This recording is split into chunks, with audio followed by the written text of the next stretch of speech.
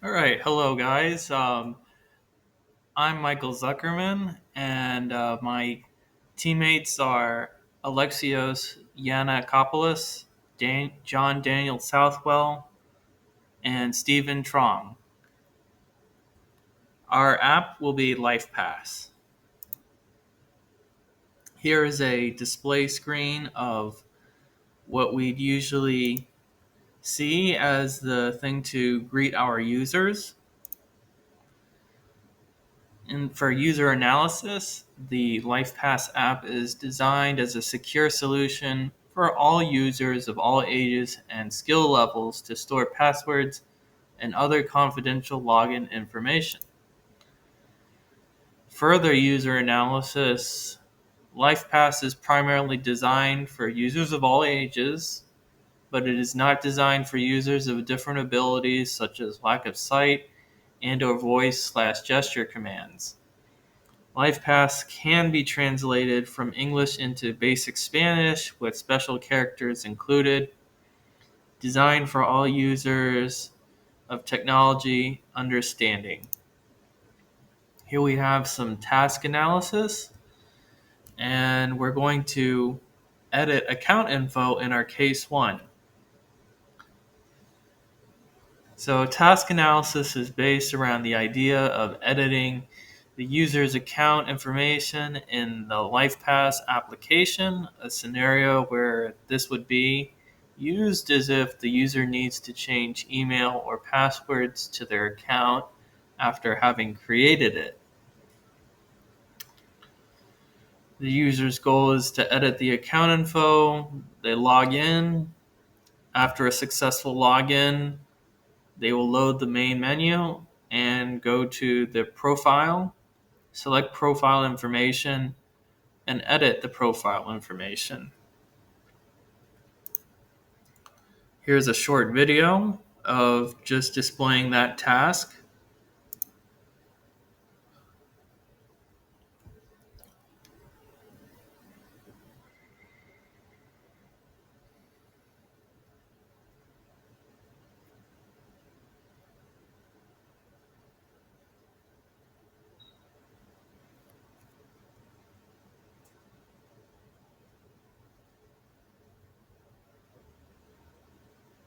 As you can see, the login information was changed.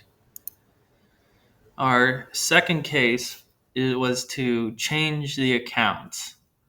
So this is a task analysis based on the thought of changing what user's account is logged in the LifePass application. A scenario where this would be used is if the user needs to change to a business account or let a friend or family member use the application. This case will use case 1 as the starting point to change accounts. So the user's goal is to change the account or switch. Go to the main menu, select log out, enter login information, successful login. Here is a video.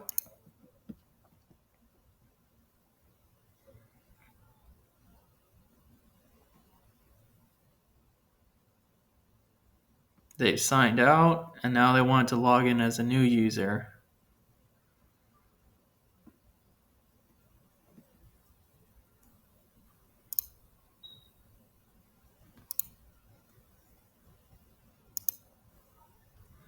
Here we have our task analysis for case 3, deleting the account. This is a task analysis going off the goal of deleting a user's account that is logged in a LifePass application. A scenario where this would be used is if the user no longer needs or wants a LifePass account. User's goal is to delete the account, enter the login information, they're successful, they load the main menu, they select the profile information, return to login, and then select delete account. Here's a video.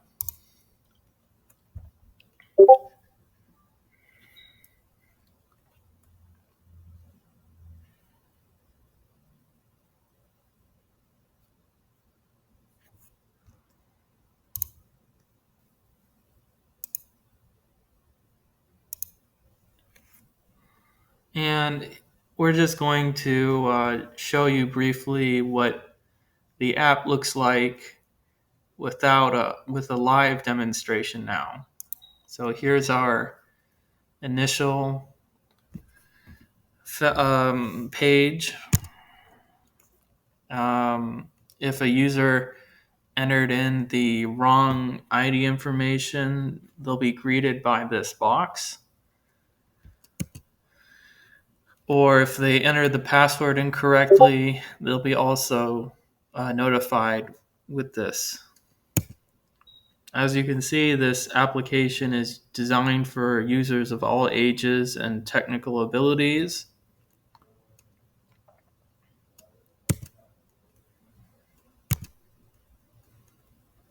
So we have the welcome screen giving them an option of what they want, and obviously they want to subscribe to our service to store their passwords.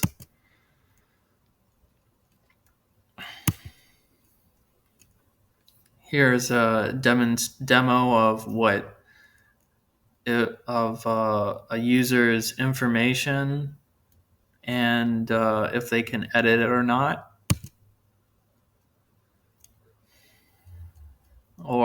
And they can also add notes about the login information.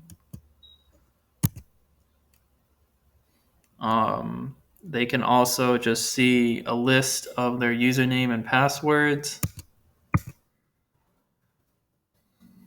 Here's their profile again. And looks like they've saved the information.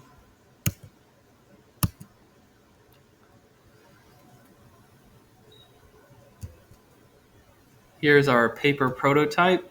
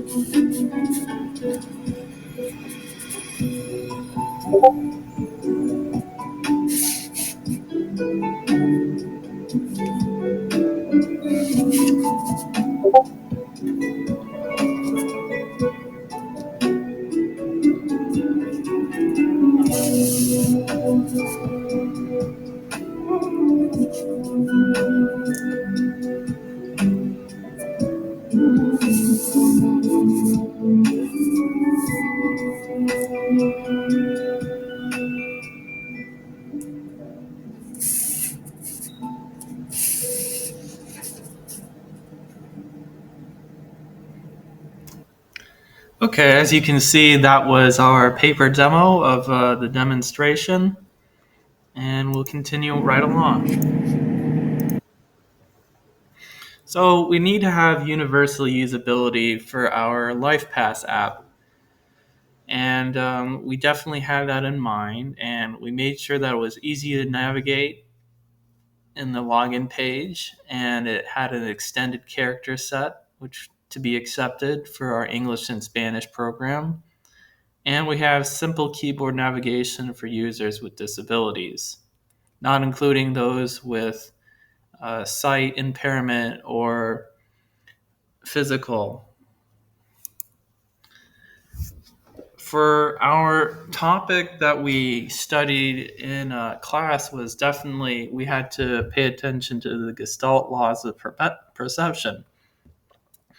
We had to help explain how humans perceive and make sense of visual information and help us better communicate concepts and relationships that exist in our underlying conceptual model for the application.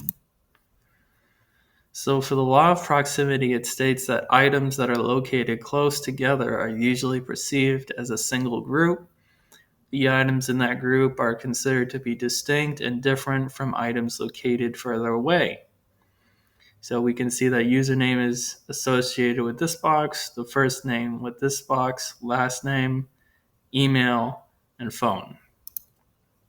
For the law of similarity, visual items that share some property or attribute are perceived as belonging together, whereas items with differing properties or attributes are perceived as belonging to a different group, such as the red triangles, the gray squares, and the green circles.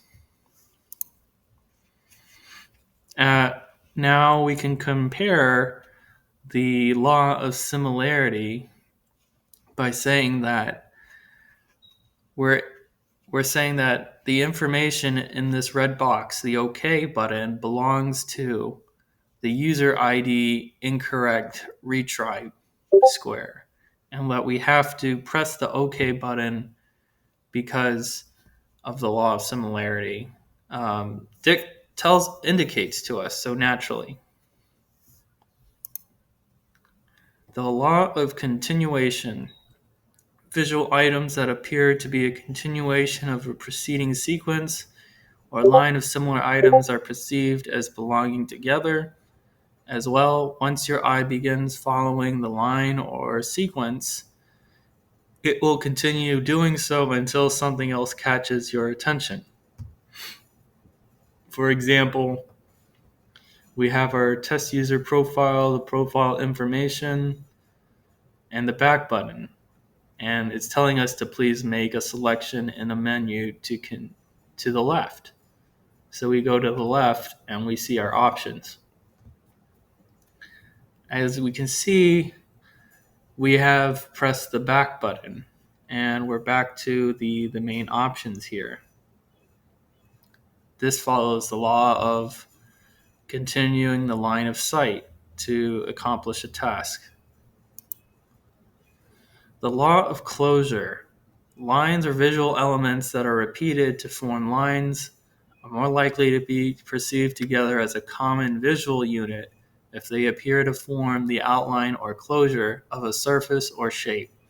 Even if that outline is not complete, the mind fills in any gaps in incomplete shapes to achieve closure in the form of familiar shapes, such as the progress circle almost being fulfilled, and in this case, not being able to access LifePass until we enter the correct ID. The principle of symmetry. Symmetrical areas tend to be seen as complete figures that form around their middle. So we can see that in order to log in, we need to fill in these two symmetrical boxes, the user ID and password. The figure ground.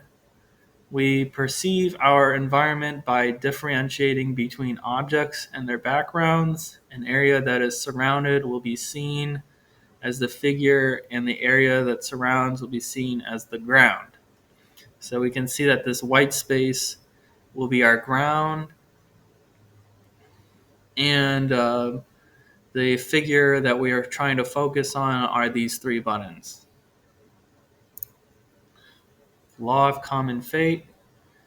Visual elements moving together in the same direction simultaneously tend to be perceived as a group. So here they are. The law of common fate continued. Visual items that change at the same time will tend to be perceived as belonging to the same unit. So this OK button is belonging to the error message. Law of good continuation. Line segments that are smooth continuations of each other are perceived as the same line, even in the case of insertions of multiple segments.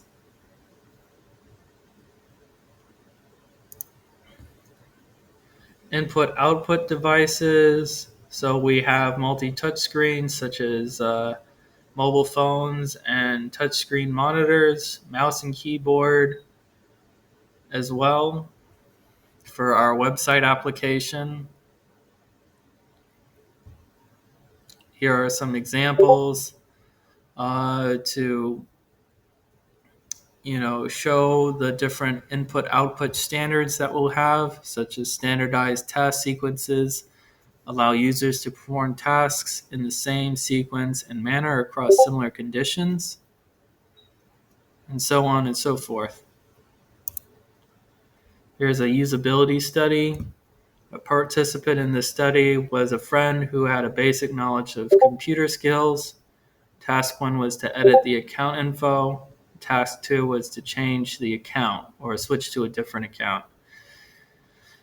The participant was successful in completing each task with minimal effort due to the simplistic design of our prototype and use of concepts learned throughout the class. As with any system, our application can be more refined, but for a prototype, it appears to work very well. And that is the end of our presentation. Thank you so much for your attention.